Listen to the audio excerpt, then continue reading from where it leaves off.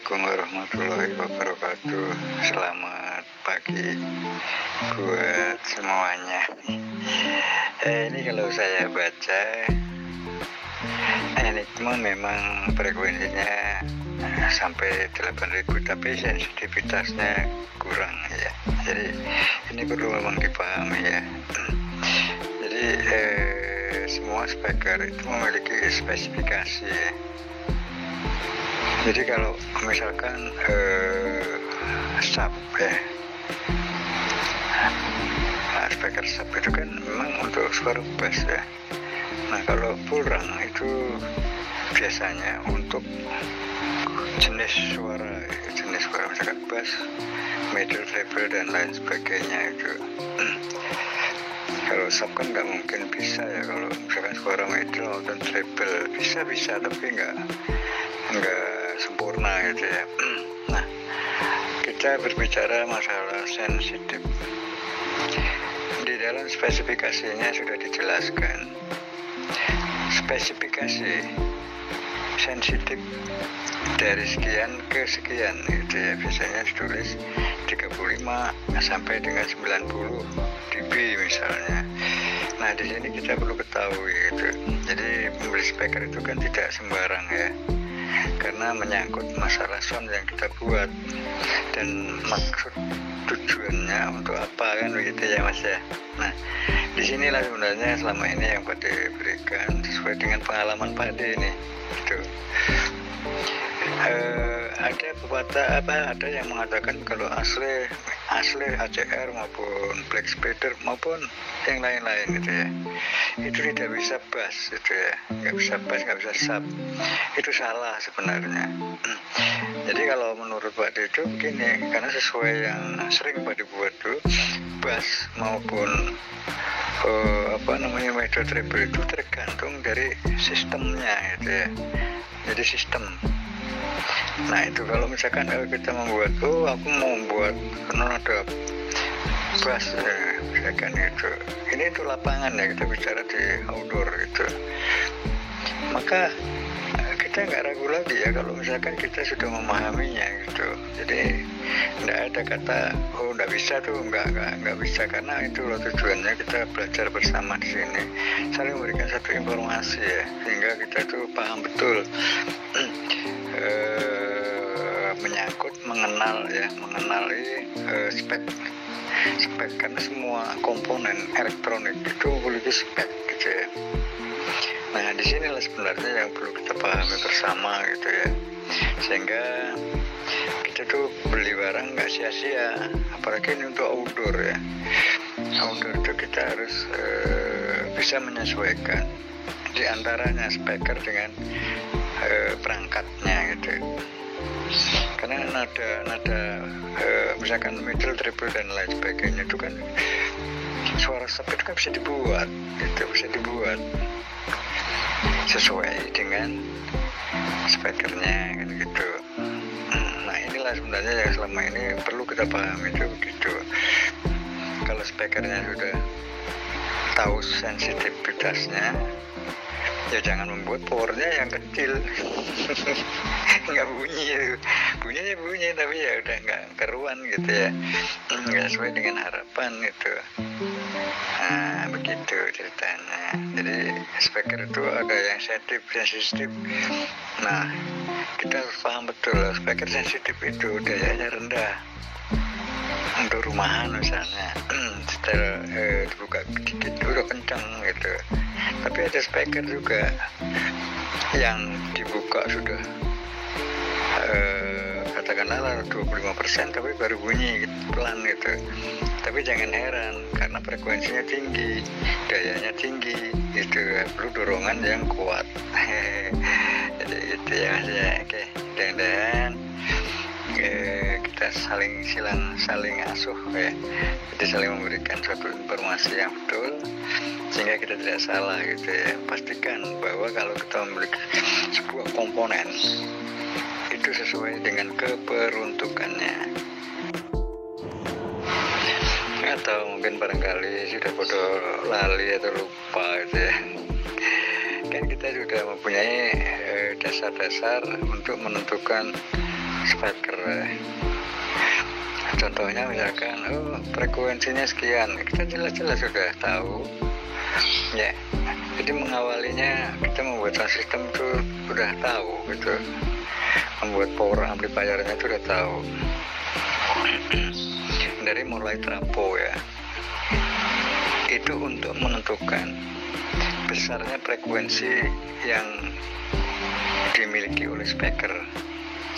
Nah itu kan udah dijelaskan gitu. Jadi kalau misalkan sekarang bingung untuk menentukan speaker misalkan tuh, jadi kita kembali lagi untuk memahaminya gitu ya, kalau belum pernah mendengar atau mungkin barangkali belum tahu gitu ya. Kenapa gitu, banyak kalangan membuat sound system speakernya asal, geleger memang, nggak diragukan. Tetapi di sini itu ada konsekuensinya ya. Yang pertama, daya terlalu besar misalnya, powernya, maka yang jadi korban adalah spool. Jelas kan? Jadi bagaimana daya tampung speaker yang dimiliki itu mampu menampung arus yang dimiliki oleh power amplifier, walaupun itu sudah maksimal, karena kita hitung-hitung itu sudah daya maksimal ya mas ya. Nah di sini loh sebenarnya. Jadi kalau kita udah tahu ya, untuk menentukan awal pembuatan power amplifier, atau setidaknya sudah punya power amplifier tapi untuk menentukan speakernya, nah di sini bisa kita lihat itu trafonya berapa ampere, voltase yang digunakan berapa ampere, itu udah tahu frekuensinya gitu. Barulah kita membeli speaker kan gitu loh. Enggak kan? Nah soal desibel ya, sensitivitas itu juga sudah diketahui gitu. Kita sudah sering membahas hal ini, sehingga kita tidak salah, dijamin 100% di lapangan pun akan enak didengarkan gitu. Jadi keluarga gemuruh. Kenapa? Gitu ya. Kesesuaian speaker dengan perangkat tadi itu sudah klop gitu. Jadi kalau orang jalan itu nggak ngoyo gitu ya. Kalau lari itu nggak ngoyo. Jadi kalau semuanya itu ngoyo, ya istilahnya ngoyo, speakernya ngoyo, power amplinya ngoyo, ya kalau udah ngoyo kemana, capek. Nah kalau speakernya capek, kemana arah tujuannya? Pasti suaranya kan serak ya mas ya, karena kelebihan arus misalkan gitu. Kalau nggak cocok gitu. Nah di sini loh sebenarnya yang perlu kita hindari itu, sehingga keawetan komponen yang dimiliki yang kita buat itu betul-betul build up gitu. Nah inilah sebenarnya yang perlu kita pelajari. Tapi kalau asal bunyi, speakernya asal, banyak orang tahu gitu. Tapi untuk dasar-dasar ya sebenarnya itu perlu dipahami, sehingga keawetan dan kualitas suara betul-betul bagus. Boleh dibilang kalau ada orang 100, teknisi 100, paling banter 5 orang aja itu. Karena gini, yang sering Pak dijumpai ini bukan hanya di Jawa saja, di Pontianak pun habis ngejob bingung kenapa speakernya rusak, kenapa powernya gosong. Nah gitu, ini umum nih. Nah itulah sebenarnya gitu kita hindari itu.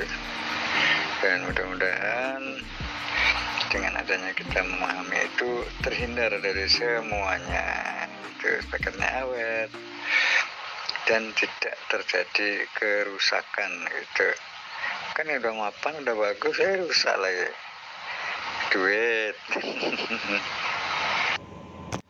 Oke teman-teman semuanya dan saudara-saudaraku semuanya, seperti itulah penjelasan dari guru besar kita Pak Edi mengenai soal speaker. Pentingnya kita membeli speaker sesuai dengan spesifikasi yang ada, sesuai dengan yang kita inginkan, dan tentunya dalam perakitan power ampli kita menyesuaikan beban. Maka dari itu sudah banyak sekali saya sarankan kalau misalkan merakit power ampli, pastikan bebannya itu berapa, spesifikasinya seperti apa, tujuannya agar kita bisa menyesuaikan power ampli yang akan kita gunakan. Jadi bukan salah kalau misalkan kita membuat power ampli dulu baru kita menentukan speaker. Dengan cara seperti itu pun bisa. Akan tetapi agar hasil akhir lebih baiknya lagi, maka kita tentukan beban speaker terlebih dahulu. Setelah itu maka kita akan coba untuk merakit suatu rangkaian power ampli yang akan kita rakit. Seperti itu teman-teman semuanya. Penjelasan soal frekuensi desibel yang berkaitan dengan beban speaker terhadap power ampli. Dan agar tidak terjadi kerusakan pada speaker, tentunya seperti yang dijelaskan oleh guru kita semua, bahwasanya rakitlah suatu rangkaian power ampli sesuai dengan beban yang akan digunakan agar beban tersebut tidak kelebihan muatan listrik, agar tidak ngoyo dan kelebihan muatan listrik dari si driver atau transistor final tersebut. Oke teman-teman dan saudara-saudaraku semuanya, kurang lebih saya mohon maaf apabila ada kesalahan dalam saya menyampaikan, ataupun guru besar kita semua dalam menyampaikan, mohon dimaafkan. Dan tentunya semua ini untuk kebaikan kita semua dan untuk pengetahuan kita semua.